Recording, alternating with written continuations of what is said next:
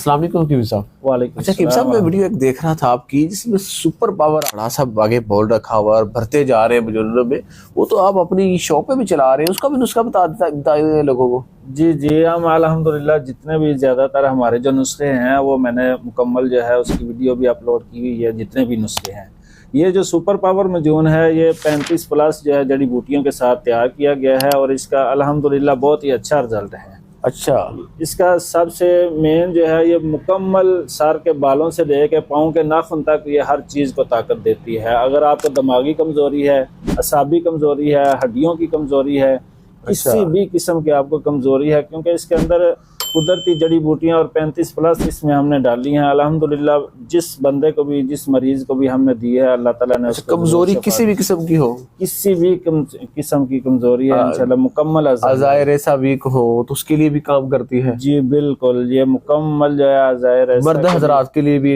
बेहतर है, बेहतरीन जो है बेहतरीन चीज़ है। जोड़ों का दर्द हो या किसी भी किस्म की आपको नजर की कमजोरी, हर तरह से काम करती है। जी जी, बेहतरीन काम जो मेन जड़ी बूटियां डाली है वो क्या क्या डाला है इसमें? इसके अंदर जो मेन जड़ी बूटियां हैं, ज़ाफ़रान है, अंबर है, अकरकरा है, कस्तूरी जो है कम मिकदार में इस्तेमाल की गई है।